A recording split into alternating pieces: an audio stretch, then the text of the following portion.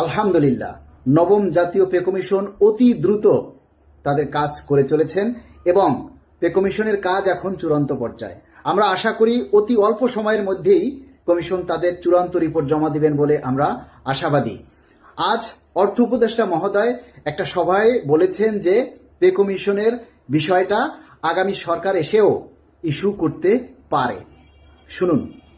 Pay কমিশনের ব্যাপার আছে, সেটা আমরা এখন কিছু বলতে পারি না, কারণ ওটা দেখা যাবে সেটা কতদূর যায়, সেটা আগামী সরকারের দিকে, আগামী সরকারই হয়তো সেটা ইস্যু করতে পারে। ইস্যু করতে পারে তার মানে এই সরকারও দিয়ে যেতে পারে।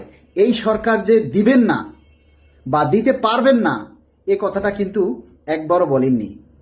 ওনারা বলেছেন যে পে স্কেলের বিষয়টা পরবর্তী সরকার এসেও ইস্যু করতে পারে। একটা কথা তো আমাদেরকে বুঝতে হবে, পে স্কেল বাস্তবায়ন করতে গেলে বিশাল একটা অর্থের বরাদ্দ রাখতে হবে। সেই অর্থের বরাদ্দটা যদি এই ডিসেম্বরে সংশোধিত বাজেটে রাখা যায় তবেই পে স্কেল বাস্তবায়ন করা এই সরকারের আমলে সম্ভব হবে। আর যদি আগামী ডিসেম্বরের সংশোধিত বাজেটে যদি এই অতিরিক্ত বরাদ্দ বা অতিরিক্ত অর্থ বরাদ্দ রাখা না যায় তাহলে কিন্তু এই সরকারের আমলে কোনোভাবেই বাস্তবায়ন করা সম্ভব হবে না।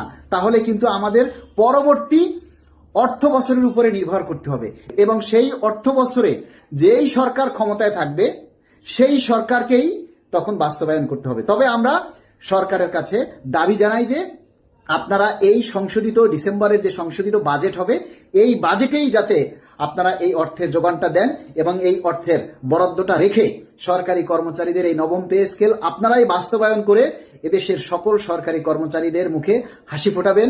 তাদের পেটের ক্ষুধা, তাদের দুঃখ দুর্দশা এবং তাদের মৌলিক অধিকারগুলি প্রতিষ্ঠা করার জন্য এই সরকার বাস্তবায়ন করে সহযোগিতা করবেন। এটাই আপনাদের কাছে আমাদের একটাই প্রত্যাশা এবং একটাই চাওয়া যে এই সরকার আপনাদের আমলেই আপনারা এই নবম পে স্কেলটা বাস্তবায়ন করে যাবেন। এটাই আপনাদের কাছে আমাদের চাওয়া, এটাই আপনাদের কাছে আমাদের প্রত্যাশা।